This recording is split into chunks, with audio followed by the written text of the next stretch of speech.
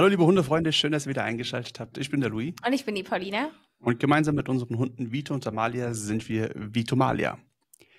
Für die neu dazugekommen sind, wir haben einen neuen Podcast seit jetzt 7 Wochen gestartet und wir haben eine Memoiren für Vito erstellt. Das ist dein absolutes Lieblingswort. Wird das so ausgesprochen? Memoiren für Vito Genau. oder über Vito. Also so die ganze erste Staffel dieses Podcasts widmet sich Vito, wie sein Leben war, was er bei uns bewirkt hat, seine Krankheit und letztendlich auch seine Einschläferung plus das Verhalten von Amalia, wie sie sich daraufhin verändert hat. Das ist so das, was wir bisher besprochen haben.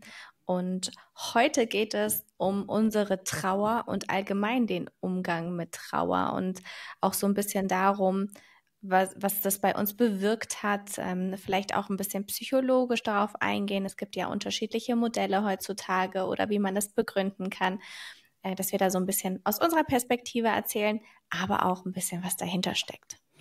Genau. Und bevor wir mit dem Thema loslegen, kurze Werbung in eigener Sache. Und zwar haben wir bald Geburtstag. Ich glaube, ganz bald. Ich muss gerade mal gucken. Diese Episode kommt online am morgen, 27. Genau, am 27. April. Und am 1. Mai, also am Donnerstag, feiert Vitomalia großen Geburtstag. Und zwar 10 Jahre Vitomalia. Und wir haben bei uns im Shop eine besondere Aktion, wo wir, wie viel Prozent wir geben, wissen wir nicht. Wahrscheinlich um die 35% plus noch rabattierte Produkte. Das heißt, es ist ein Black Friday ähnliches Angebot, das wir über dieses Wochenende beziehungsweise dann nächste Woche. Genau, ab den 1. Mai diese Angebote. Dann schaut gerne mal vorbei. Ihr könnt euch gerne in die Mailingliste eintragen. Denn dort werdet ihr direkt informiert, sobald es Neuigkeiten gibt. Und dann freuen wir uns darauf, gemeinsam mit euch unser Geburtstag zu feiern. Und alle Infos, findet ihr in den Shownotes einfach. Wir können uns ja auch vielleicht irgendwas überlegen. Vielleicht können wir irgendwie so eine Art, so einen Livestream machen oder so, wo wir dann aktiv gemeinsam... Ihr könnt uns ja mal Bescheid geben, ob ihr das so überhaupt braucht. Dadurch, dass es unter der Woche ist und jetzt mittlerweile das Wetter gut wird, weiß ich gar nicht, ob die Leute da dabei sein wollen, aber ihr könnt uns einfach mal schreiben, ob ihr da Lust drauf habt. Genau. Dann würde ich mal sagen, lasst uns Donnerstags loslegen. kann ich doch gar nicht. Ach stimmt. Ja, dann Donnerstags ist mein Dancing Day. Da gehe ich zum Tanzen. Das ist mir ultra wichtig. Ah nee, nächste Woche ist ja 1. Mai, dann fällt das sowieso aus. Ja, das ist Feiertag. Okay, also Leute, ihr müsst abstimmen. Stimmt, dann gehen die ja gar nicht arbeiten. Lasst es uns in den Kommentaren wissen, ob wir einen Livestream machen sollen oder nicht. Und dann können wir immer noch entscheiden. So, kurz zusammengefasst für die vielleicht heute das erste Mal dabei sind. Wir haben darüber gesprochen. Hier ganz kurz, ich habe das Gefühl, es hallt, weil die Tür offen ist und du mega laut schreist.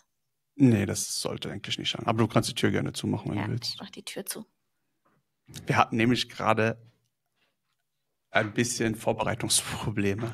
Nicht Probleme, aber die Einstellung mit der Technik, die verändert sich. Wir hatten Technikprobleme. Also wir haben jetzt gefühlt, wie viele Testaufnahmen gemacht? 5 Stück? Nein. Doch, der Louis muss immer vor jeder Aufnahme, muss der immer irgendetwas Technisches ändern. Man kann es immer optimieren, Es geht immer besser. Es geht immer besser. Und wenn ihr euch die Podcasts... Ich bin eher so der Typ, never change a running system. Wenn es funktioniert, dann funktioniert es. Ja, es funktioniert, aber das, was funktioniert, kann verbessert werden. Naja, auf jeden Fall haben wir sehr viele Tests gehabt und jetzt sind wir aber dabei. Genau.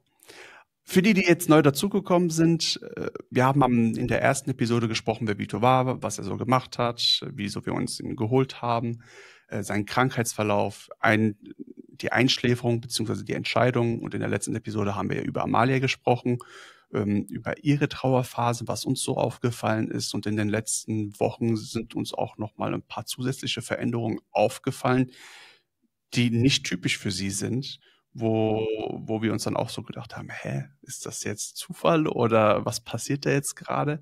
Aber da hast du ja gesagt, dann können wir ja mal später ganz kurz darüber sprechen, was es für Veränderungen gewesen sind.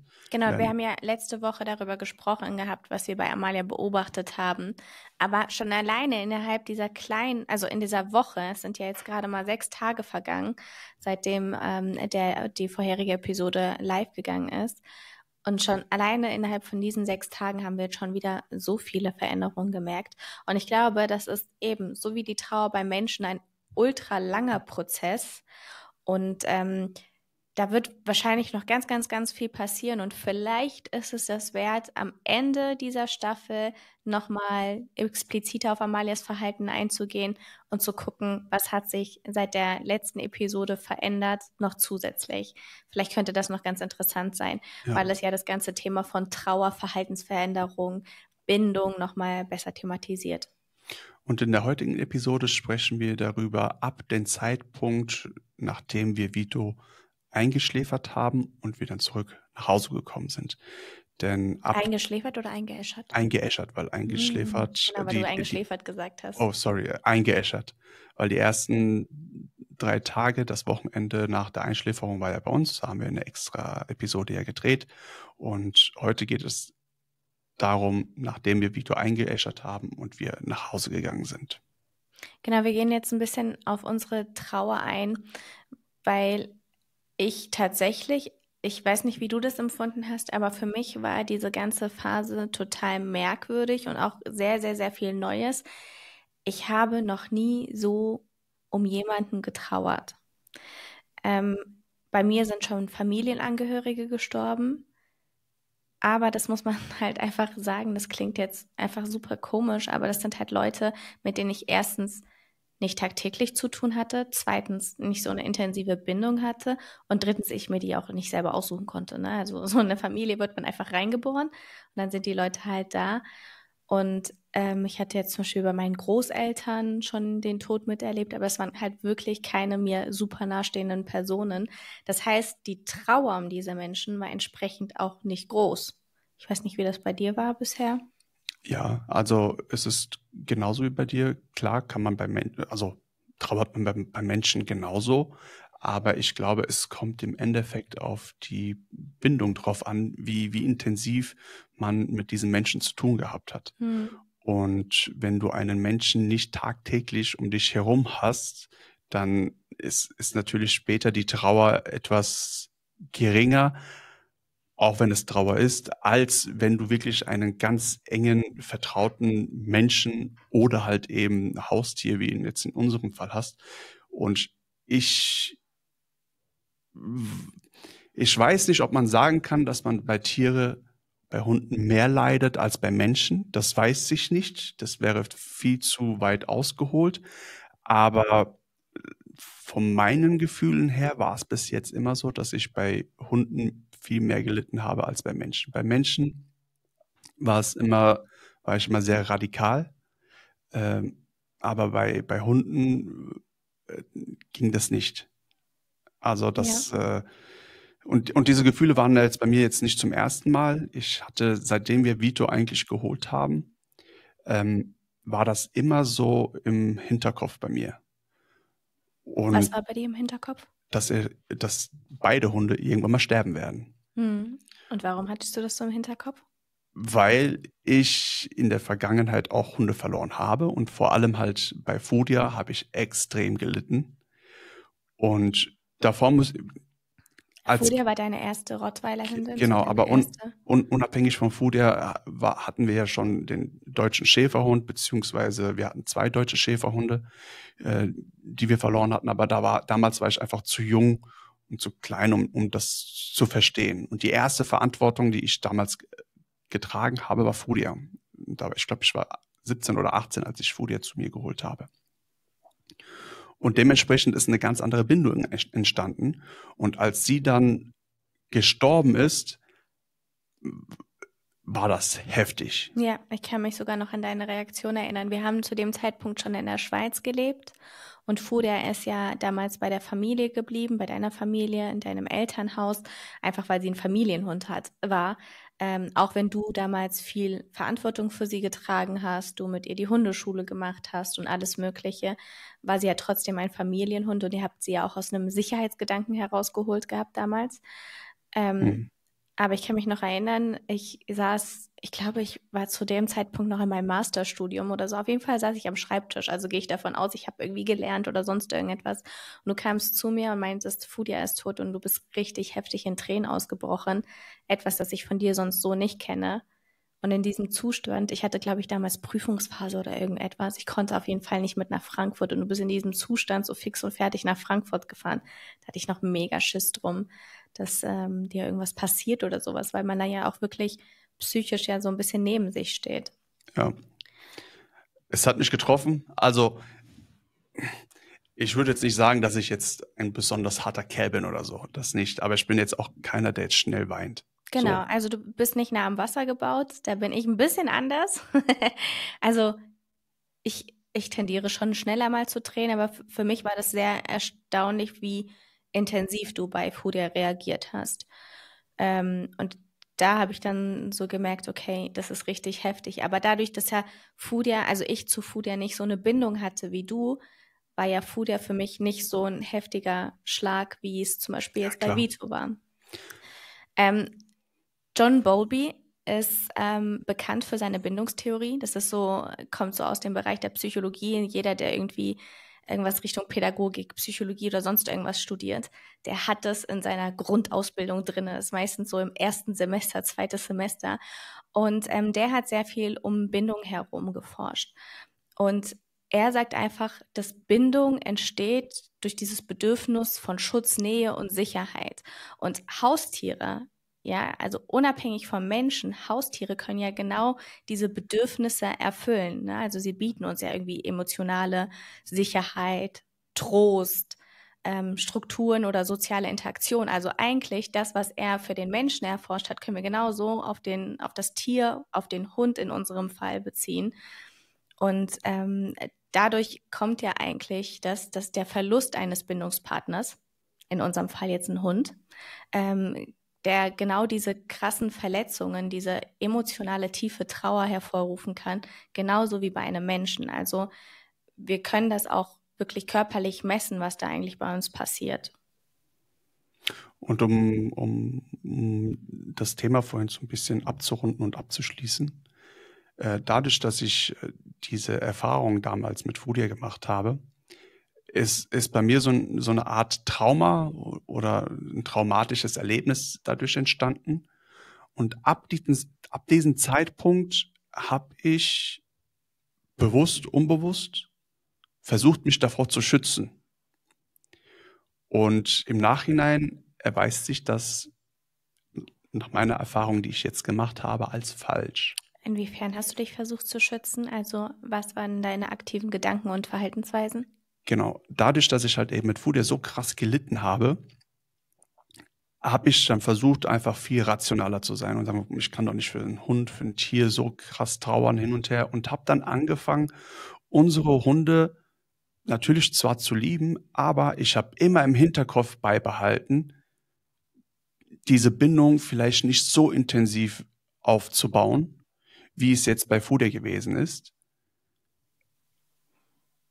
Und dementsprechend habe ich auch dir öfter gesagt, ey, denk dran, die werden irgendwann mal sterben, die werden nicht mehr da sein, hin und her. Also irgendwie versucht, das vorzuverarbeiten. Ja, du hast so versucht, so mega rational, so eine rationale Distanz künstlich aufzubauen. Mhm. Und ich weiß, du hast mir das voll oft gesagt, so, ja, denk dran, was passiert oder wenn du dich jetzt so eng an ihn bindest, jetzt vor allem Vito, ne, weil Vito so mein Baby Vito war, was passiert, wenn er irgendwann mal nicht mehr da ist? Und dann habe ich zu dir immer gesagt, aber jetzt ist er da.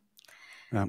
Und da hast du versucht, dich so künstlich davon zu distanzieren. Nicht, dass du den Tieren, also sowohl Amalia wie auch Vito, keine Liebe gezeigt hast, aber du hast so voll oft versucht, so erzwungenerweise rational zu bleiben.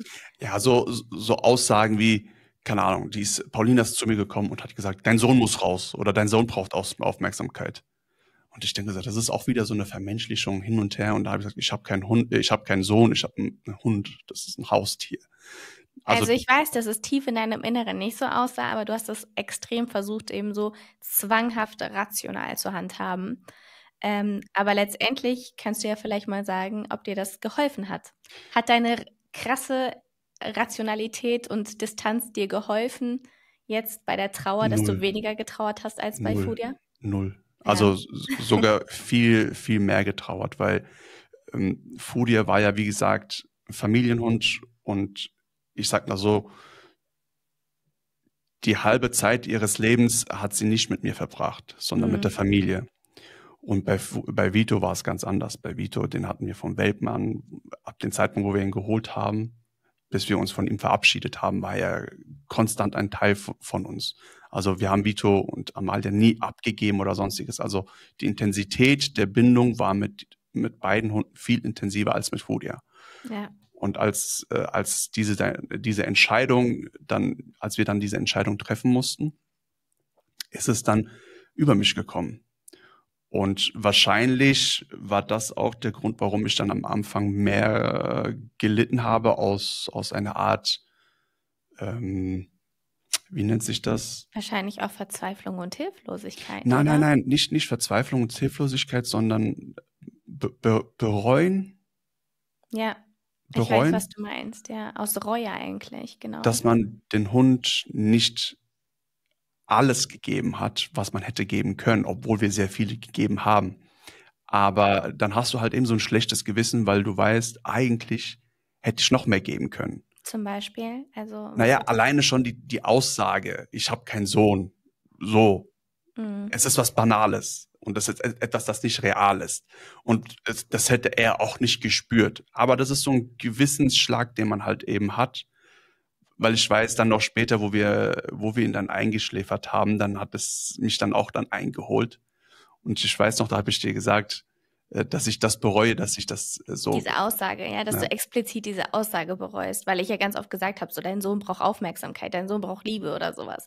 Also ich habe das halt schon, also bewusst, unbewusst gesagt, ne? Also ich sehe jetzt nicht unsere Hunde als Kinderersatz, aber gleichzeitig sind sie ein genauso wichtiger Teil in unserem Leben. Und auch wenn ich nicht gerne Hunde und Kinder gleichstelle, weil sie, also ich finde es immer ganz, ganz gefährlich, wenn man einen Hund als menschlichen Ersatz sieht. Ich finde es in Ordnung, wenn Leute sagen, der Hund ist für mich gleichwertig wie ein Kind oder gleichwertig wie ein Mensch, weil das zeigt meiner Meinung nach den Respekt. Ich bin aber kein großer Fan davon, wenn an den Hund so Erwartungshaltungen geschürt werden, die halt an den Menschen eigentlich gestellt werden. Ne? Also, dass der Hund dann Ersatz für einen Menschen wird. Der Hund muss Ersatz also für Kinder sein oder für einen Partner. Und das finde ich immer gefährlich, aber eben, ich finde es nicht schlimm, wenn man es gleichwertig stellt, einfach aus Respekt dem Tier gegenüber. Deswegen, ich habe das immer so ein bisschen scherzhaft, aber gleichzeitig irgendwie auch ein bisschen ernst gemeint gesagt, weil du dich häufiger eher distanziert hast emotional, weil du da sehr rational bleiben wolltest, genau. Und das oft erwähnt hast und ich eigentlich immer versucht habe, so meine volle emotionale Liebe, die ich geben konnte, immer zu zeigen. ja, es war von meiner Seite aus eine bewusste, unbewusste Entscheidung, wahrscheinlich, weil es mich damals so stark getroffen hat. Aber im Nachhinein habe ich dann gemerkt, ach komm, Schwachkopf. Das ist, wenn du jetzt geben kannst, dann gib jetzt. Hm. Und wenn du, also Liebe bedeutet gleichzeitig auch Leiden in diesem Ja, Zusammenhang. Weil du kannst nicht lieben, ohne zu leiden. Und wenn du in diesem Moment lieben kannst, dann liebe und leide erst dann, wenn es dann soweit ist und nicht vorher.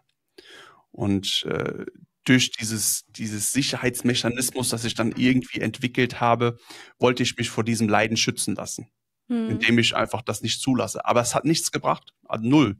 Ich habe sogar noch mehr gelitten als Viva Furia, weil ich das einfach viel intensiver wahrgenommen habe und mit Vito einfach eine viel intensivere Bindung entstanden ist als mit Furia. Also mit Furia war es intensiv, keine Frage. Aber alleine vom Zeitfaktor her war Ja, und Vito von den einfach Lebensumständen her, ne? viel intensiver in unserer Nähe, als es Furia gewesen ist. Jetzt hast du schon so ein bisschen erzählt gehabt, wie du eigentlich direkt nach Vitos Einschläferung, was für Gedanken du hattest. Wie war die Trauer für dich allgemein? Also hast du bei dir irgendetwas beobachtet gehabt oder Gedanken, körperliche Veränderungen, Verhaltensveränderungen, denn ich habe bei dir tatsächlich sehr viel miterlebt. Bei wem? Was? Weil ich habe bei dir sehr viel miterlebt, Okay. was so bei dir abging. Aber ich möchte jetzt erstmal so aus deiner Perspektive hören. Boah. Also, ich glaube, ich habe mich so gefühlt. Trauer, klar, Und wenn du das jetzt ein bisschen genauer beschreibst? aber in dem Moment, wo ich das realisiert habe, war es irgendwie auch ein bisschen Loslassen. Mhm. Ein bisschen Loslassen von den Gedanken, die mich vorher geleitet haben. Wie jetzt zum Beispiel das, was wir jetzt als Beispiel genommen haben. Oder, vielleicht insgesamt habe ich die Trauer dann so erlebt, dass ich dann einfach nicht gebrochen, aber weicher, kann man das so sagen, Mhm. wurde, aber auch nur, weil ich mir gedacht habe: „Ey, klar, es ist wichtig, Grenzen zu setzen, wichtig, Regeln zu haben und 'ne gute Grunderziehung zu haben. Aber genauso wichtig empfinde ich es mittlerweile, auch mal Ausnahmen zu machen." Ja, oder halt auch so das Bestmögliche an Liebe zu geben, oder? Weil was ich halt bei Tieren so oder Haustieren, vor allem Haustieren, die wir zu Hause halten, die sind ja so krass von uns abhängig. Also die können sich ja nicht einfach mal selber rausgehen und sagen, ich hole mir jetzt Futter, ich hole mir jetzt irgendwie soziale Kontakte, ich hole mir jetzt das, sondern eigentlich ist deren komplettes Leben und die Erfüllung deren Bedürfnisse von uns abhängig. Das ist irgendwie pervers auf der einen Seite und auf der anderen Seite tragen wir dadurch eine unglaublich große Verantwortung. Und nur weil wir uns jetzt persönlich schützen möchten, weil wir irgendwann mal Angst haben, dann zu sehr zu trauern, ähm, diesem Tier dann zum Beispiel Liebe, Nähe und sonst irgendwas zu entziehen, finde ich, ist halt ein ziemlich egoistischer Gedanke dann eigentlich. Und letztendlich hast du ja selber bei dir gemerkt, dass es nichts gebracht hat. Du hast dadurch nicht weniger getrauert. Also ich glaube jetzt nicht, dass wenn du mehr Nähe zugelassen hättest, dass du dadurch Mehr gelitten hätte. ja, genau, Ne, das glaube ich nicht, dass du ne, noch mehr gelitten hättest. ne. Ne, aber ansonsten fällt es mir schwer, jetzt rational darüber nachzudenken, was sich jetzt bei mir verändert hat, außer dieses Gefühl von Loslassen von alten Gedankenmuster, so. Ja, genau, das ist so die größte Veränderung, die ich bei dir wahrgenommen habe, so eine Mindset-Änderung. Du rutscht immer zwar noch immer so in dein altes Mindset rein, aber du, Aber was genau meinst du mit Mindset jetzt anhand von also, 'nem Beispiel, damit man das man besser muss ja auch verstehen kann? sagen, dass du so in den letzten 2 Jahren dich auch so ein bisschen heftig in der Arbeit verkopft hast. Also, du kannst schlecht von der Arbeit loslassen. Morgens an einem Wochenende, wenn ich aufstehe, das erste, was ich sehe, du bist schon am Computer und dann weiß ich, okay, du hast irgendwie schon 2 Stunden hinter dir, weil ich deutlich länger schlafe als du. Du hast sehr auf die Arbeit fokussiert oder auch priorisiert vor anderen Dingen. Also, es hat wie immer den höchsten Stellenwert bei dir gehabt. Und nach Vitos Tod hast du ganz häufig gesagt so: „Was bringt mir das alles? Was bringt mir das alles, wenn ich aktive Zeit verloren habe?“ Also, du hast die Zeit, bewusste Zeit mit jemandem zu verbringen, den du gern hast du jetzt 'n bisschen mehr in den Fokus gerückt. Es fällt dir noch schwer, weil du, ne, also aus so Verhaltensmustern, die halt sich schon über Jahre so angesammelt haben, da rauszukommen, ist schwierig. Du bist immer noch sehr heftig, aber ab und zu sagst du an 'nem Sonntag so: „Ja, okay, kein Bock mehr. So, wir machen jetzt 'ne Shisha an.“ Oder an 'nem Freitag, dass du mal sagst: „Komm, wir machen mal früher Feierabend.“ Das ist dir sonst sehr schwer gefallen. Also, ich bin jemand, der 'n bisschen später anfängt zu arbeiten als du, weil ich dann meistens noch am Morgen irgendwie so im Haushalt 'n bisschen rumwusele, auch erst mal selber auf mein Leben klarkommen möchte und so.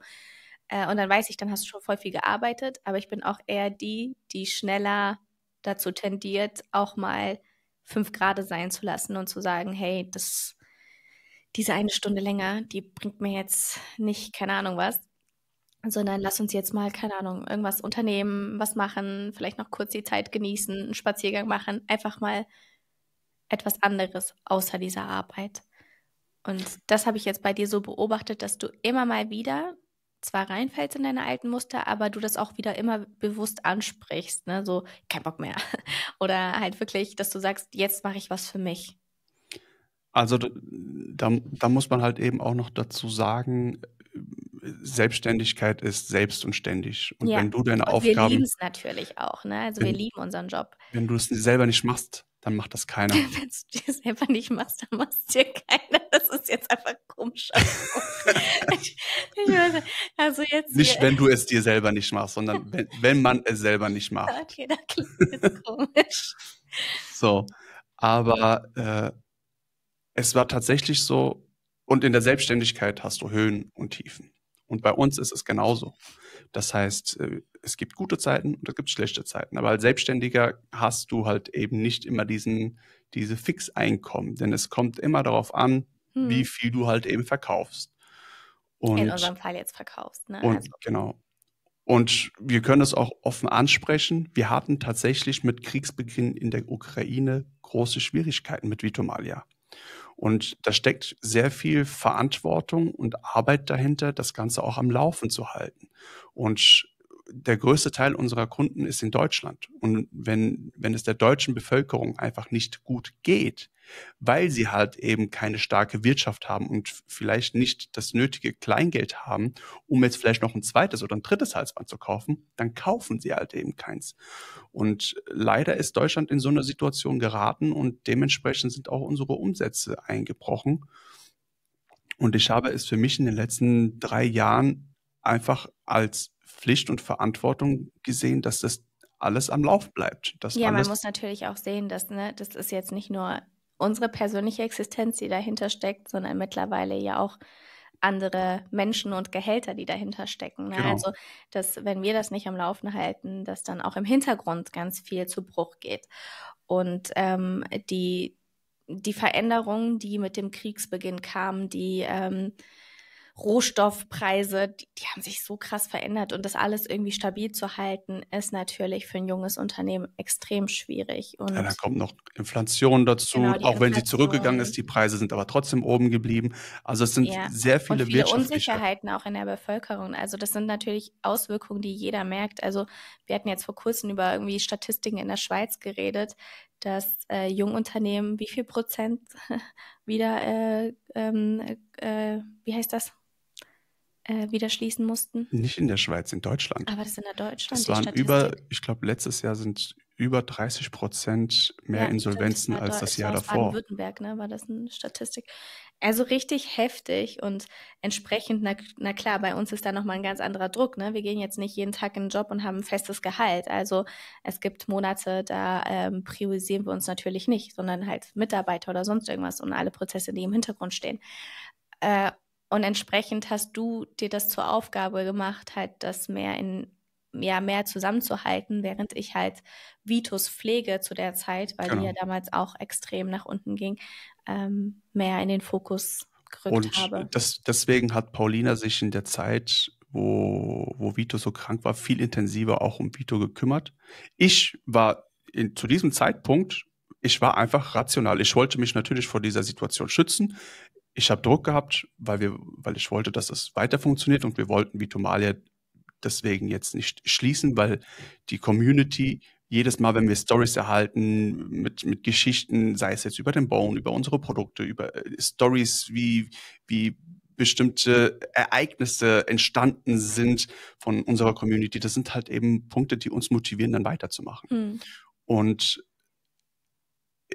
ich habe gearbeitet und habe aber alles andere vernachlässigt. Hm. Unter anderem halt eben auch Vito und Amalia. Amalia hat sowieso schon darunter gelitten, weil sie weniger Aufmerksamkeit in Anführungszeichen bekommen hat im Vergleich zu Vito, weil Vito einfach viel pflegebedürftiger gewesen ist. Aber häufig habe ich mich dann viel öfter einfach mal für die Arbeit entschieden, anstatt Zeit mit den Hunden zu verbringen. In diesem Moment denkst du halt eben, die Hunde leben ewig, auch wenn du es nicht weißt. Also, du weißt, dass die Hunde nicht ewig leben, Ja. aber du weißt halt eben nicht, wann es passiert.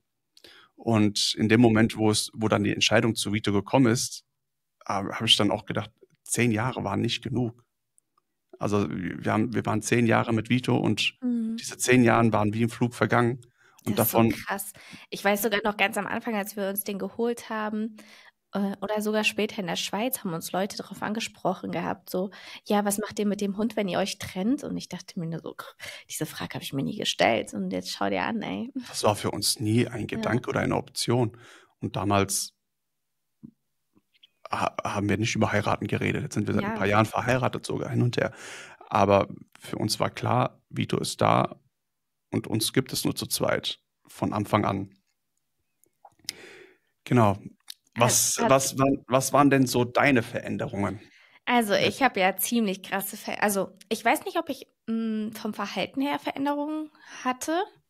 Ich habe natürlich sehr viel geweint, ich weine bis heute. Und auch jetzt, während wir darüber reden, habe ich wieder Tränen in den Augen. Aber ich habe körperlich sehr viel gemerkt. Also ich nenne es jetzt mal psychosomatische Veränderungen. Ne? Also Dinge, die eigentlich von der Psyche kommen, die sich in meinem Körper wiedergespiegelt haben. Ich habe extrem krasse Schmerzen in den Achseln gehabt an meinen Lymphen, an meinen Mhm. Lymphknoten. Also das war ja richtig heftig. Ich hatte da so Schmerzen, dass ich dachte, das ist nicht normal. Und das ist noch ganz interessant, weil Vito ja auch ständig geschwollene Lymphknoten hatte. Und ich weiß Ja. nicht, ob ich das irgendwie auf mich übertragen habe, weil eigentlich habe ich keine Probleme mit meinen Lymphknoten. Also auch wenn ich krank bin, schwellen die nicht an. Also es gibt Leute, die tendieren eher dazu, dass deren Lymphknoten schnell anschwellen, sonst irgendetwas. Das ist bei mir normalerweise überhaupt nicht so. Aber eben die in den Achseln, die Lymphknoten, die waren richtig, richtig heftig. In der chinesischen Medizin, glaube ich will jetzt nichts Falsches sagen, ist es tatsächlich auch so, dass Trauer sich in den Achseln äußert. Ich will jetzt nichts Falsches sagen, aber in so einer alternativen Geschichte passiert es auf jeden Fall in den Achseln. Das hat für mich total Sinn ergeben, weil ich das natürlich auch in den Achseln gespürt habe. Es war was Neues für mich. Eben dieses ständige Weinen, das ich ja immer noch habe. Also ich bin jetzt immer noch super nah am Wasser gebaut. Vom Verhalten her weiß ich nicht. Was würdest du sagen bei mir? Also Verhaltensänderungen am Verhalten an sich habe ich jetzt keine Bemerkungen, dass du jetzt irgendwie großartig anders Ich habe jetzt bist. nicht meine Lebensphilosophie geändert, weil meine Lebensphilosophie schon Nee, immer gleich war. Ich also habe schon immer alles ich gegeben glaube, das habe. ist auch ein Punkt, der mir zum Beispiel geholfen hat, weil du quasi wirklich mit reinem Gewissen quasi diesen Schritt gehen konntest. Was meinst du Mit damit? der Einschläferung von Vito, weil du von Anfang an alles gegeben hast. Hm. Und deswegen bist du quasi mit dir im Reinen gewesen und warst es dann auch, bist es auch im Nachhinein, weil du weißt, du hast alles gegeben. Und Ja. Ich deswegen, hatte aber tatsächlich, weißt du noch, kurz nach der Einschläferung, ich glaube, ja, es war eine Woche danach, hatte ich kurz so ja, eine Phase, Scheiße, hätten wir vielleicht doch noch irgendwas probieren sollen. ja. Das ist ja, du hast am Anfang leugnest du das Ganze. Du denkst, okay, das ist nicht real, beziehungsweise es ist noch sehr weit weg, bis wir überhaupt diese Entscheidung treffen müssen. Dann musst du diese Entscheidung treffen und dann denkst du dir, warum er? Er hat das nicht verdient. Hm. Und dann kam halt eben der Punkt, hätte man noch was machen können. Ja, Und das ist da dann, das war bei mir nicht, vorher. Bei das dir war es genau, bei vorher. mir war es vorher, Ja. weil ich aber nicht, ob wir noch etwas anderes hätten tun können, sondern ich wusste, dass wir alles getan haben. Aber das Einzige, was wir nicht getan haben, ist ihn einzuschläfern. Aber später habe ich ja dir zugesagt, ihm zur Liebe, Mhm. weil sonst wäre es nur eine Frage der Zeit gewesen, bis er elend verblutet wäre. Und dann sind wir gemeinsam diesen Schritt gegangen. Aber Mhm. danach Hatte ich noch hast mal so eine du Phase, ja. Schuldgefühle gehabt. Ich hatte nicht Schuldgefühle, ich habe mich Ja, noch mal kurz gefragt, hätten wir das nicht hätten doch wir noch vielleicht machen nicht doch sollen. die Chemo ausprobieren sollen. Und obwohl ich dir ja quasi eine Woche davor noch argumentiert habe, sogar wenn wir die Chemo probieren, seine Nieren und Leberwerte waren ja schon so schlecht, die waren so schlecht, dass er wahrscheinlich mit der Chemo gar nicht klargekommen wäre. Ja, Dann hatte er ja sowieso mit seinem Immunsystem zu kämpfen. Plus dann noch die Darmerkrankung. Das heißt, Vito hatte ja nicht nur eine Baustelle. Ich habe dir das damals, dieser eine Tag, an dem Donnerstag vor der Einschläferung, die ja am Freitag war, quasi einen Tag davor, habe ich dir das noch so alles voll logisch erklärt. Und plötzlich eine Woche später stehe ich da selber und frage mich, hätten wir das vielleicht doch machen sollen? Und dann hast du Ja, mich halt wieder abgeholt und hast gesagt, du hast mir das doch vor einer Woche erklärt. Sogar wenn wir jetzt das ganz rational betrachten, sogar wenn wir das probiert hätten, sein Körper hätte das wahrscheinlich gar nicht geschafft mit der Chemo. er hätte Plus unnötig weiter zusätzlich gelitten. hätte er noch 2 weitere chronische Krankungen, die ihn ja zu diesem Status geführt haben. Also, ne, das kam ja nicht von heute auf morgen, sondern das war ja diese 2 chronischen Krankheiten, die gegeneinander auch gearbeitet haben, die ihn in diesen Zustand gebracht haben. Es hätte nichts gebracht. Und du hast ja jetzt quasi schon mal so das klassische Trauermodell angesprochen gehabt, ne, mit den unterschiedlichen Phasen.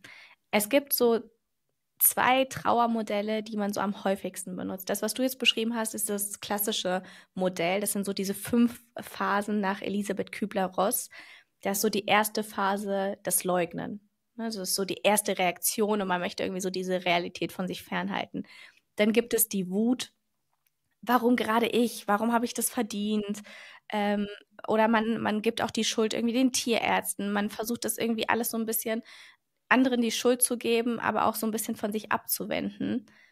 Dann gleichzeitig aber auch so dieses Verhandeln, so das ist diese Frage, die wir beide ja hatten, was hätten wir noch tun sollen oder hätten wir es mit der Chemo probieren sollen, ne? Also, das ist so eine bisschen so Schuldgefühle an einen selber gerichtet, aber auch dieser Wunsch, dass man das Ganze rückgängig macht. Also, wenn ich das und das gemacht hätte, vielleicht hätten wir es dann doch geschafft. Dann gibt es auch noch die Phase der Depression. Das ist so diese wirklich tiefe Trauer, diese Hoffnungslosigkeit, aber auch so dieser Rückzug, man distanziert sich. Und letztendlich auch die Akzeptanz. Also so, man versteht es, okay, das und das ist jetzt passiert und dann ist dieser Schmerz weniger heftig. Das ist so dieses klassische Modell. Das wird heutzutage gar nicht mehr so häufig benutzt, weil es so starr ist. Man sagt, ne, so diese Phasen können so ein bisschen variieren, so wie es ja bei Louis und mir war. Bei Louis war ja gewisse Phasen viel früher da als bei mir und andersherum.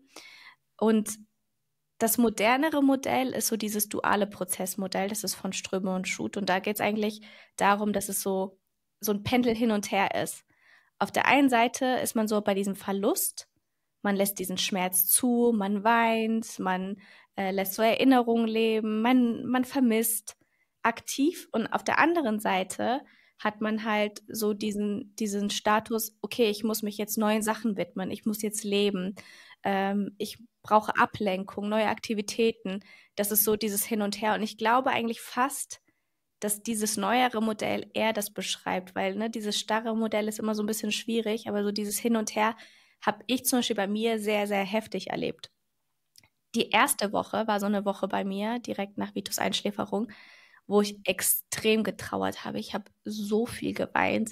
Mir hat alles wehgetan. Meine Augen haben mir wehgetan, eben meine Achseln haben mir wehgetan, mein ganzer Körper. Ich hatte wirklich richtig körperliche Schmerzen.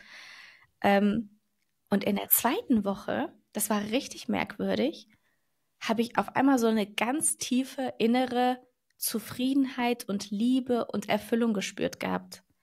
Das hat auch viel damit zu tun gehabt, dass wir von euch, von der Community ganz viele Nachrichten bekommen haben, so unglaublich schöne, ja, Beiträge, DMs und alles Mögliche. Da kommen wir in der nächsten Episode drauf zu sprechen. Aber ich habe mich so richtig erfüllt gefühlt und ich habe so richtig so eine innere Ruhe gehabt. Und ich dachte so, hä, habe ich jetzt nur eine Woche irgendwie gelitten? Aber irgendwie kam das ganz schnell dann wieder und dann bin ich wieder halt in das andere Pendel rein. Also ich bin dann quasi in die andere Seite wieder gependelt. Und die dritte Woche war für mich fast heftiger als die erste Woche. Also ich habe bis heute noch immer so Schwankungen zwischen hin und her. Mal bin ich so voll zufrieden und alles ist voll happy und alles. Und dann auf der anderen Seite zieht es mich dann wieder voll runter und ich merke so, boah, ich bin jetzt körperlich so schwach, mir tut alles weh. Ich komme darauf nicht klar. Ich weiß nicht, ob das bei dir auch so ist. Also das, was du jetzt gerade beschrieben hast, das habe ich bei dir auch wahrgenommen, dass wir am Anfang recht zufrieden, beziehungsweise nicht zufrieden, sondern einfach entspannt gewesen sind und dass es dann später schlimmer wurde. Bei mir tatsächlich war das am Anfang mit der Entscheidung sehr schlimm. Mhm. Währenddessen war es schlimm und die ersten 1, 2, 3 Wochen war es eher dann so ein schleichender Prozess, wo es dann Richtung Akzeptanz gekommen ist. Also gerade so die erste Woche, wo wir Vito eingeäschert haben und wir zu Hause angekommen sind, das war so der erste Moment, wo wir es realisiert haben. Wir haben die Mhm. Tür aufgemacht und da ist nur Amalia uns entgegengekommen. Ja, das triggert mich bis heute, so nach Hause kommen, die Tür zu öffnen, es kommt nur Amalia oder wenn wir halt mit Amalia unterwegs waren, kommt sonst niemand anderes. Aber manchmal ist auch nur Amalia zu uns gekommen. Da ist Vito irgendwo anders geblieben. Der ist dann nicht Ja, zur dann Tür wussten wir, gekommen. der hat das Haus dann voll gekackt, Jedes Mal, weil wenn er er wieder das so Haus eine voll gekackt hat, Durchfallepisode hatte. dann ist er uns nicht Ja, begrüßen gekommen. ja. Oder abends, nachts, die letzte Runde, wo ich die Pipi machen lasse, bin ich immer mit Amalia an der Leine und Vito ist immer ohne Leine gekommen. Und ich bin dann mit Amalia mit der Leine raus und Vito ist immer so auch ob ich ihn gerufen habe oder nicht, der ist einfach gekommen. Und dann habe ich immer so nachträglich immer so sein Laufen dann gesehen und gehört, wie er dann hochkam und dann sein Geschäft verrichtet hat. Und dann in der Mitte vom Weg, wenn man alle noch was gemacht hat, dann hat er immer Rücksprache gehalten. Das Mhm. war auch etwas, was wir sehr lange immer gehabt haben. Das heißt, wenn der Hund irgendwie eine bestimmte Distanz gehabt hat, dann hat er immer angehalten und Rücksprache gehalten. So, okay, was soll ich jetzt machen? Wo soll es jetzt hingehen? Und das hat er immer gemacht. Der ist immer auf mittleren Weg immer stehen geblieben, hat sich umgedreht und zu mir geschaut. Und dann hat er gewartet, was ich ihm sage. Entweder bin ich mitgegangen und dann ist er automatisch mit reingegangen. Oder wenn Amalia länger gebraucht hat, dann habe ich ihn immer nach vorne geschickt. Aber das waren so die ersten Tage, wo wir das dann so intensiv wahrgenommen haben. Und wir haben uns dann, es war keine bewusste Entscheidung, glaube ich, aber wir hatten auf jeden Fall Tatendrang. Mhm. Wir haben einfach versucht, uns abzulenken. Wir Ja. hatten sowieso länger vor, unsere Pflanzen umzutopfen, hin und her.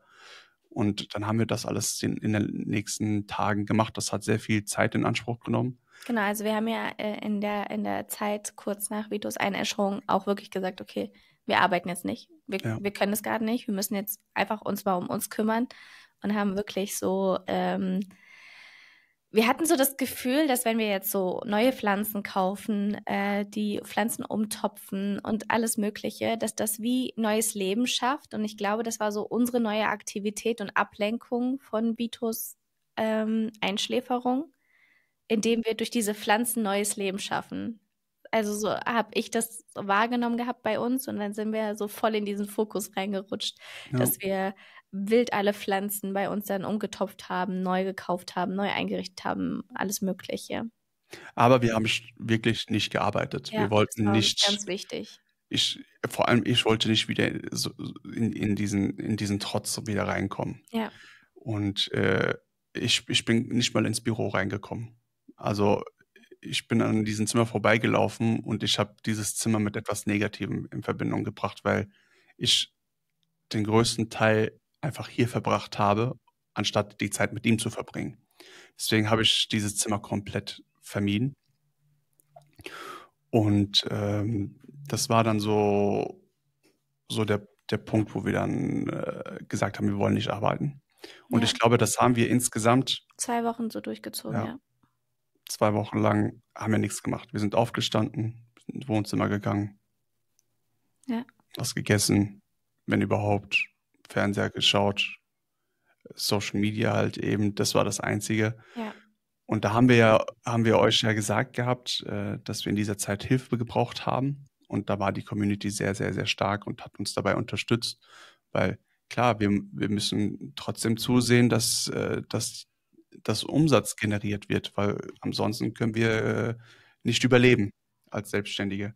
Und das haben wir der Community mitgeteilt und die haben alles gepostet, repostet und der Shop ging dann ganz normal weiter und wir haben da Da haben wir sehr viel Hilfe bekommen, das stimmt. großartigen Einbrüche gehabt. Und das war eine riesen Unterstützung für uns, dass wir einfach nichts machen mussten und wussten, dass das irgendwie trotzdem gemacht wird oder dass wir uns trotzdem darauf verlassen konnten, dass die Zahlen halt am Ende des Monats gestimmt haben, weil anders hätten wir es nicht geschafft. Und da sind wir unheimlich dankbar, dass wir da so eine starke Community haben, Ja. die uns in dieser Zeit getragen hat. Weil im Endeffekt ist genau das passiert. Wir wurden von unserer Community getragen. Ja, das war so dieser Moment, wo man so gemerkt hat, so über die letzten 10 Jahre hat man ja so viel Wissen und Austausch und sowas gehabt, aber das war jetzt mal so gebündelt, dass alle uns irgendwas zurückgegeben haben. Das war total erfüllend. Das ist ja auch das, was in dieser zweiten Woche nach der Einschläferung bei mir dieses wohlige Gefühl im Herzen ausgelöst hat, wo ich das Gefühl hatte, ich habe das jetzt verarbeitet. Klar hat es mich dann wieder zurückgeholt in die Realität und ich bin dann immer wieder so hin und her geschwankt. Aber in der zweiten Woche habe ich so diese ganze Liebe extrem aufgenommen und das so richtig gespürt gehabt und so diese Unterstützung, das hat mir extrem geholfen. Ein Thema, das ziemlich häufig auch kam in diesem Austausch mit der Community, war ja auch, dass sie ganz häufig nicht von anderen Leuten verstanden wurden aus ihrem Umfeld, also aus ihrer Familie so, dass viele so Trauernde, wenn sie um ihren Hund, also unsere Community ist ja vor allem Hund, deswegen spreche ich jetzt von Hund, aber es geht allgemein um Haustiere, dass die ganz oft das Feedback von ihrer Familie bekommen haben, hey, es ist doch aber nur ein Hund, es ist nur ein Tier, dass denen quasi so ein bisschen die Trauer abgesprochen wurde. Das fand ich noch ziemlich heftig. Wir haben jetzt glücklicherweise in unserer Familie ich habe das von einem Familienmitglied gehört, also von meiner Oma, die hat das ja schon vorher noch, als Vito sehr gelitten hat sie mir gesagt, so ja, gib den doch einfach ab, wenn es so stressig ist. Das hat bei mir was extrem Negatives ausgelöst, aber so grundsätzlich wurden wir von unserer Familie extrem unterstützt. Also die haben das verstanden, dass Vito halt für uns extrem wichtig war. Aber das finde ich auch noch richtig heftig, wenn du in deinem Umfeld, in deinem Freundeskreis, in deiner Familie nicht diese Unterstützung bekommst, dass du trauerst und dass du ernst genommen wirst in deiner Trauer, nur weil es ein Tier ist und kein Mensch. Das Problem ist, es ist einfach eine ältere Generation, die so denkt. Ich glaube nicht nur. Ich glaube, es gibt genug Leute auch in unserer Generation, die diese Trauer entwerten, weil es ein Tier ist.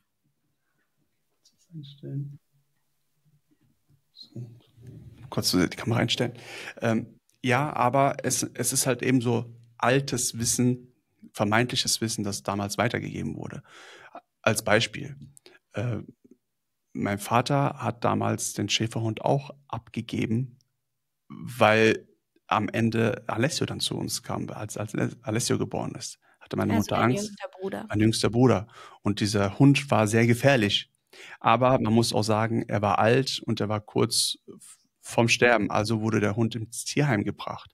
Für uns niemals eine Option. Wir sind von Anfang an, wenn wir uns dazu entscheiden, einen Hund aufzunehmen, dann nehmen wir ihn auf bis zum Ende. Und wenn es Probleme später geben sollte mit der Kinderplanung in Kombination mit dem Hund, dann bleibt der Hund. Dann ist es einfach das Kind gibst du dann ab? Dann geben wir das Kind ab. Nein, also langfristig kann man an allem arbeiten oder halt mit Management viel hinkriegen, auch wenn es nicht bequem ist. Also. Und das war halt eben früher nicht so. Oder zum Beispiel bei meinem Onkel war das genauso. Der hatte den Bruder von den Schäferhund von meinem Vater. Und er hat auch angedeutet, dass er das nicht gut findet, dass der Hund dann bei uns gewesen ist. Das sind so Sachen, ich gehe dann auch gar nicht drauf ein, weil ich weiß, dass die Menschen, die früher Hunde gehalten haben und diese Einstellung haben, die haben nicht diese Bindung, wie sie eigentlich hätten haben sollen. Ich will jetzt nicht sagen, dass diese Leute keine Bindung zu ihren Hunden haben, aber es hat was mit Verantwortung zu tun. Und in dem Moment, wo du dich entscheidest. Ja, das meinte ich jetzt auch gar nicht so sehr, sondern ich meinte eigentlich eher, dass Leute, die wirklich trauern um ihr Tier, von ihrer Familie nicht ernst genommen werden. Ja, aber da wollte ich ja gerade halt eben noch dazu kommen. Du entscheidest dich anhand von du trägst die Verantwortung für dieses Tier. Und in dem Moment, wo die Menschen aber dann so denken, oder beziehungsweise Menschen, die diese Denkweise haben, sehen ihre Hunde meistens auch wirklich nur als Sachgegenstand. Das ist eigentlich noch ganz interessant, weil da kommen wir eigentlich zu so einer ethischen Frage. Ne? Also es ist so eine moralische Dimension eigentlich. Und zwar ist eigentlich ein Tier ein Besitz oder respektiere ich ein Tier, ein Haustier in diesem Fall, als Mitgeschöpf? Ne, weil wenn ich das nur als Besitz sehe, dann gebe ich das halt ab, wenn es Probleme gibt. So, keine Ahnung, der Computer funktioniert nicht, ich hole mir einen neuen. Und wenn man das so handhabt, dann ist auch die Denkweise so. Und das zeigt eigentlich, dass bis heute auch in unserer Generation noch unglaublich viele Leute so denken. wir kriegen ja auch, das können wir auch sagen, bei Vitomalia sehr, sehr, sehr viele Nachrichten von irgendwelchen privaten Situationen im Leben. Und das möchten wir auch gar nicht schlecht reden, weil wir gar nicht die Hintergründe kennen. Aber wir kriegen mehrfach die Woche Anfragen von Hunden, die aus so vielen unterschiedlichen Gründen abgegeben werden müssen. Da geht es gar nicht so sehr um die Trauer und um den Tod und wie das Umfeld darauf reagiert, aber eben um diese ethische Frage, sehe ich ein Tier als Mitgeschöpf, für das ich ganz bewusst die Verantwortung übernehme, oder aber sehe ich das als Sache und wenn es halt unbequem wird, dass ich es einfach abgebe. Ja. Ganz interessant ist ja auch noch, weißt du noch, wir waren mal in einem Tierheim bei uns in der Nähe und wir haben gefragt, was der häufigste Grund ist, warum Hunde abgegeben werden. Kannst du dich noch erinnern, was sie gesagt hat? War das nicht Trennung? Ja, Trennung, genau, ganz genau, Trennung. Ja. Das fand ich noch richtig heftig, dass irgendwie beide dann sagen, nö, ich will die Verantwortung nicht tragen. Ja. Klar ist das schwierig, ne, wenn man jetzt irgendwie nicht im Homeoffice arbeiten kann oder sonst irgendwas. Aber heutzutage gibt es so viele Möglichkeiten. Es gibt so viele Dogsitter, Hundepensionen, whatever, dass man das sogar als Person handhaben kann, die Vollzeit berufstätig ist, die vielleicht nicht die familiäre Unterstützung hat. Ich meine, wir haben es ja auch hingekriegt. Wir waren ja auch nicht immer selbstständig. Wir hatten auch Vollzeitberufe, wo wir teils den Hund nicht mitnehmen konnten. Und trotzdem haben wir es hingekriegt. Wir haben sogar damals, als wir in die Schweiz ausgewandert sind, haben wir es hingekriegt, wo wir gar kein soziales Umfeld hatten. Also es sind alles Sachen, die man handhaben kann. Aber ich glaube, häufig machen es sich Leute Leicht. zu bequem. Und das ist halt auch so ein allgemeines Problem der heutigen Gesellschaft. Und wir haben für sowas überhaupt kein Verständnis. Also oft bekommen wir solche Anfragen, weil sie denken, dass wir vielleicht auf offene Ohren gelangen. Aber wir haben für sowas null Verständnis. Null. Also klar gibt es Situationen, die man nicht vorhersehen kann. Wie jetzt zum Beispiel, keine Ahnung, Paulina und ich haben Vito und Amalia, haben jetzt noch Amalia. Aus irgendeinem Grund sterben wir. Der Hund ist da, der muss vermittelt werden. Und meine Schwester hat die Aufgabe, quasi dafür zu sorgen, dass sie in einem guten Zuhause kommt. Das sind Umstände, die wir nachvollziehen können. Das kannst du nicht beeinflussen. Aber wenn du eine Schwangerschaft planst, du bekommst ein Kind, das ist für uns, auch wenn der Hund hochgradig aggressiv ist, wäre für uns kein Grund, den Hund abzugeben. Weil man ja auch vorher die Zeit hat, daran zu arbeiten, dass man Management aufbaut, Ja. dass man Strukturen zu Hause aufbaut, ne? Es gibt halt diese Möglichkeiten oder dass man sich zusätzlich Unterstützung holt. Deswegen zum Beispiel. Oder wir hatten jetzt vor kurzem auch mal eine Nachricht bekommen gehabt, wo es einfach nur um Wohnungswechsel ging. Der Nein, Hund war in einer Wohnung erlaubt und in der anderen halt nicht. dann gehe Und ich da in die denke ich mir Wohnung, wo es so, erlaubt ist, fertig. genau. Also ich meine, wir hatten auch schon sehr viele Absagen, weil wir 2 Hunde hatten. Also egal ob jetzt in Hotels, in Wohnungen, aber dann ist es halt so, dann gibt's das halt einfach nicht. Oder neulich ist doch voll viral gegangen, eine Frau, die mit ihrem Hund fliegen wollte und der Hund durfte nicht fliegen, also mit ins Flugzeug rein und dann hat die den doch auf der Flughafentoilette ertränkt. Richtig heftig. Das hab Ich ich denke mir, mitbekommen. ja, es ging ein bisschen viral, so ein bisschen auf Social Media. Ich weiß tatsächlich nicht, in welchem Land das passiert ist, weil ich dachte mir nur, so was Schreckliches kann ich mir fast nicht durchlesen. Ich denke mir nur so, was geht in diesen Köpfen ab? Ja, also wenn ihr euch dazu entscheidet, einen Hund zu holen, dann entscheidet euch dafür, den Hund bis zum Ende zu begleiten. Denn anders kann man es nicht sagen, wenn man nicht in der Lage ist, einen Hund ein Leben lang zu halten, in guten wie in schlechten Zeiten, dann sollten diese Menschen keine Hunde besitzen dürfen. Ja, ich glaube, das ist fast die wichtigste Aufgabe, unabhängig von den Finanzen, von keine Ahnung was, Ja. sondern oder welche Rasse zu mir passt. Es gibt ja heutzutage, was weiß ich was, wie man sich vorbereiten kann. Aber eher die Frage, bin ich bereit, wirklich diese Verantwortung, egal in welcher Situation, zu tragen? Das ist die allerwichtigste Frage, denn Tiere können sich uns nicht aussuchen. Wir entscheiden uns ja für ein Tier. Und deswegen müssen wir diese Verantwortung tragen. Ich habe hier noch einen sehr schönen letzten Spruch, den wir von der lieben Christina bekommen haben. Sie hat uns ein kleines Geschenk gemacht und was draufgeschrieben. Das hat sie an Vito gerichtet. Wenn Liebe hätte dich retten können, hättest du für immer gelebt.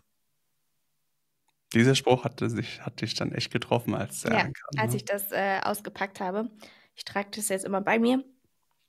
Und ich hoffe, dass jedes Tier, das irgendwo ein Zuhause bei einem Menschen findet, ja, so viel Liebe erhält und so viel Respekt erhält. Genau.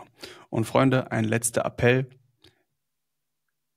für all diejenigen, die sich entscheiden, Hunde ein besseres Zuhause zu bieten. Wie wir jetzt vorhin gesagt haben, der größte Teil der Hunde, die in den Tierheimen gelangen, sind Hunde, im größten Teil, die wegen Trennungen ins Tierheim kommen. Und das sind Hunde, die in Deutschland sind, Hunde, die in der Schweiz sind und Hunde, die in Österreich sind. Das heißt, bevor ihr Hunde aus dem Ausland hierher bringt, dann schaut doch gerne mal in den Tierheimen in Deutschland, Österreich und in der Schweiz vorbei, denn es gibt dort genug Hunde im eigenen Zuhause, also sprich im eigenen Land, die wirklich Hilfe benötigen, weil es unverantwortliche Hundebesitzer gibt. Und ich will jetzt niemandem was unterstellen, aber leider sind auch sehr viele Menschen, die sich Hunde aus dem Tierschutz aus dem Ausland holen, überfordert und diese Hunde landen auch im Tierheim. Ja. Deswegen, weil diese Hunde einfach gar nicht dafür ausgelegt sind und vorher nicht geprüft wurde, ob die überhaupt für so einen heimischen Bereich geeignet sind, weil sie ganz oft so Herdenschutzhunde sind oder Mixe. Und die Hunde werden einfach so willkürlich rausgegeben und dann am Ende landen sie im schlimmsten Fall wieder im Tierheim. Das heißt, wenn Nicht bei verantwortungsvollen Vereinen, aber es gibt sehr, sehr, sehr viele schwarze Schafe, gerade im Ausland Tierschutz. Leider. Das heißt, wenn ihr wirklich Hunde helfen wollt, dann geht in einem Tierheim in eurem eigenen Land und gebt dort einem Hund ein schönes neues Zuhause. Genau. So. Amen. Amen. Über was sprechen wir jetzt? Das war das Wort zum Sonntag. Genau. Worüber sprechen wir dann in der nächsten Episode? Damit da sprechen wir so ein bisschen über die Kraft und die Unterstützung, die wir von der Community erhalten haben. Das ist so die nächste Episode, über die wir sprechen werden. Also so ein bisschen, wie ihr uns unterstützt habt in der ganzen Zeit und eben auch dieses, was bei mir halt dieses erfüllte Herzensgefühl gegeben hat zum Beispiel oder wie du die Unterstützung empfunden hast. Da sprechen wir halt so ein bisschen über diese ganze Community, die wir haben und auch diese Treue und auch wenn wir keine riesen Followerzahl haben, wie wir gemerkt haben, dass diese Leute, die dabei sind, halt wirklich richtige Herzensmenschen sind. Und dann haben wir jetzt eigentlich auch ein bisschen was an Hausaufgaben, weil es waren so viele Nachrichten und so viele emotionalen Geschichten, die auch dahinter stecken, die wieder rauszusuchen, das... wir werden ja nicht ganz einzeln so drauf eingehen, weil da auch sehr viele private Inhalte drin waren, aber halt so vor allem, was das bei uns ausgelöst hat. Okidoki. Dann wird ist das jetzt das Ende der 7. Episode? Ich möchte noch was sagen. Okay, hau raus. Das ist ja, Trauer hat ja auch sehr viel mit Psychologie zu tun. Also es hat ja quasi etwas mit meinem Background zu tun. Und deswegen habe ich mich entschlossen, dass ich zu diesem Thema einen Blog schreibe. Das heißt, jemand, der Interesse an diesem Thema hat, ein bisschen in die Neurowissenschaft und Psychologie eintauchen möchte, Trauer, wenn es um das Haustier geht, kann sich dann gerne mal den Blog anschauen, weil das ist so eine Herzensangelegenheit von mir, weil ich bis heute diese Inhalte liebe.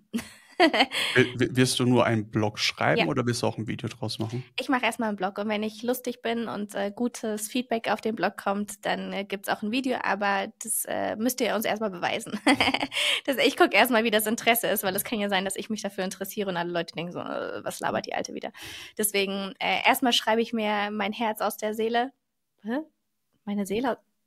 Schreibe ich mir mein Herz aus der Seele? Naja, ich schreibe auf jeden Fall erstmal was dazu, der Blog, Gott, und dann gucken wir, wie die Resonanz ist. So. Genau.